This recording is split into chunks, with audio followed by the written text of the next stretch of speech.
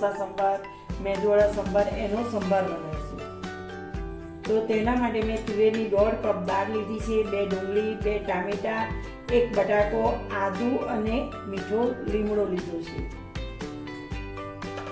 હવે મસાલામાં આપણે આ છે મીઠું, લાલ કાશ્મીરી કુંઠી મરચું, ગરમ મસાલો, સંભારનો મસાલો, હળદર, વઘાર માટે જીરું, મેથીનો મસાલો અને ધાણા જીરું. અને બીજા થોડા મસાલામાં હિંગ, તજનો પાવડર, લીંબુ, તેલ અને આ છે તજ, લવિંગ, મરી અને તમાલપત્ર એ વઘાર માટે લઈશું. જો મેં તુવેરની દાળ ધોઈ નાખી છે, તેમાં આ ગળી એટલે નાની વાટ કાપેલી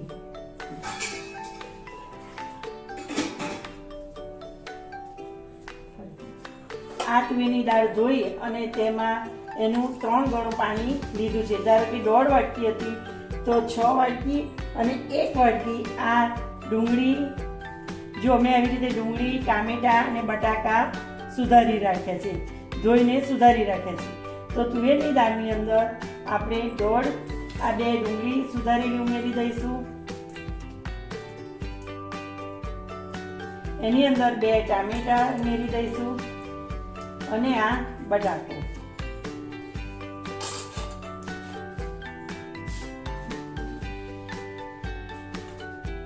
ઉમેરી દઈશું એમાં અને તેમાં મીઠો લીમડો આ 2 દાળખી જ ઉમેરીશું. એની અંદર આવી રીતે આખી દાળખી જ ઉમેરવાની છે. આખી દાળખી એની અંદર ઉમેરી દઈશું અને સહેજ તેલ અડધી ચમચી મૂકી અને બાફવા મૂકી દઈશું અને 4 થી 5 વિસલ બોલાવી દઈશું. સંભાર વિસલ વળી ગઈ છે, સંભાર આપણો તૈયાર થઈ ગયો છે. તેને આ રીતે કરી અને આ દાળખી સાથે પાના સાથે કાઢી દઈશું. જો દાળ સરસ ચડી ગઈ છે. બસ ફેરવી દઈશું આવી રીતે બધું.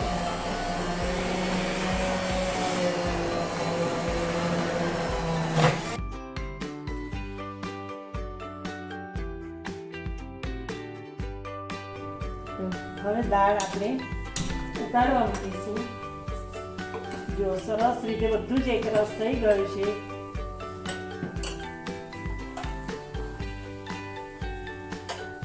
હવે તેમાં અડધી ચમચી હળદર, આ 1 ચમચી ધાણા જીરુંનો પાવડર છે તે લઈશું. મેથીનો મસાલો આ 1 ટેબલસ્પૂન ઉમેરીશું. અંદર લાલ મરચું 1 ટેબલસ્પૂન ઉમેરીશું. ગરમ મસાલો 1 ટેબલસ્પૂન ઉમેરીશું.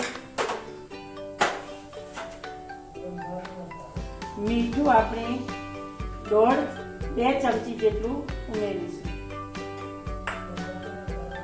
અને કાચી હિંગ અંદર અડધી સ્પૂન ઉમેરી અને બધા જ મસાલા હલાવી દઈશું. હવે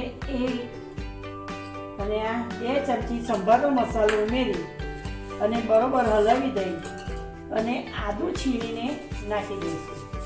આદુ બાફવામાં નાખવું હોય તો નાખી શકાય, પણ આદુ ઉપર જ છીણેલું ટેસ્ટમાં વધારે સારું લાગે છે, એટલે આપણે આદુ છીણીને નાખી દઈશું. સંભાર સરસ ઉકળી રહ્યો છે. આ બાજુ આપણે વઘાર એનો તૈયાર કરી દઈશું.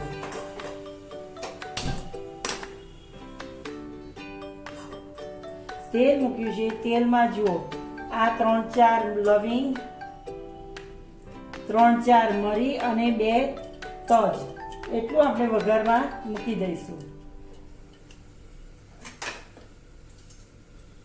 અને સંભાર બરોબર ઉકળે પછી જ એમાં વઘાર કરવાનો છે, એવું ખાસ ધ્યાન રાખવું.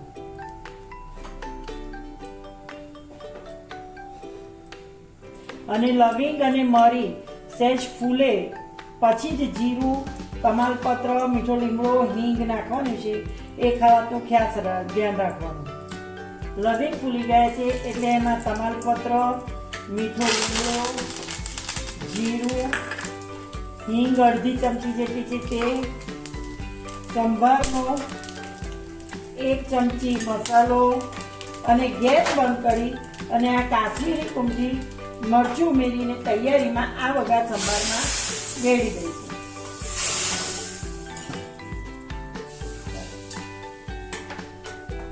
અને ઉકળતા સંભારમાં વઘારમાં જ થોડી તજ ઉમેરીશું. એમાં સહેજ તેનો ટેસ્ટ આખો જ બદલાઈ જશે.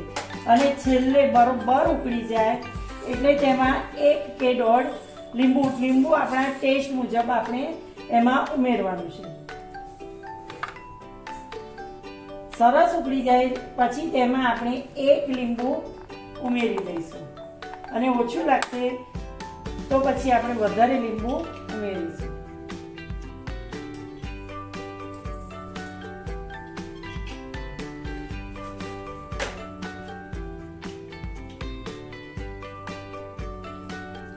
હાલ મેં 1 લીંબુનો રસ અંદર ઉમેર્યો છે. હવે સંભારને બરોબર ઉકળે. જેમ સંભાર વધારે ઉકળશે તેમ એનો ટેસ્ટ સરસ આવશે. અને જો તમારે સાંજે બનાવવો હોય તો બપોરે તમે સંભાર 2-3 કલાક પહેલા બનાવી અને ઢાંકી રાખશો અને પછી ગરમ કરશો તો તે સંભાર ખૂબ જ સરસ લાગશે. એનો ટેસ્ટ બહુ જ ફાઇન લાગશે. સહેજ મીઠું ઓછું લાગતું હોવાથી સહેજ એમાં મેં અડધી ચમચી જેટલું પાછું ફરી મીઠું ઉમેર્યું છે. અને લીંબુની ખટાશ, જો તમને ખટાશ વધારે ગમતી હોય તો અંદર બાફવામાં તમે 3 ટામેટા બી નાખી શકો છો.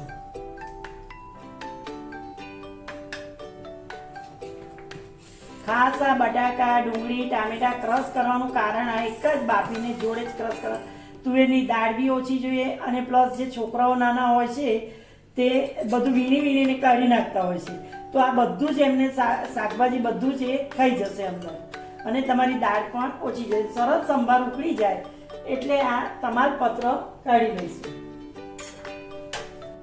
સંભાર આપણો આ રેડી છે. એકદમ સહેલી રીતે બધું જ બાફવામાં મૂકી દીધું હતું એટલે તમને એકદમ બસ બોસ ફેરીને વઘાર જ કરવાનો છે. એટલે આવી સહેલી રીતનો સંભાર જો તમને ગમતો હોય તો તમે શ્રેયા કા તડકાને લાઈક કરજો, શેર કરજો અને સબસ્ક્રાઈબ કરજો. Thank you.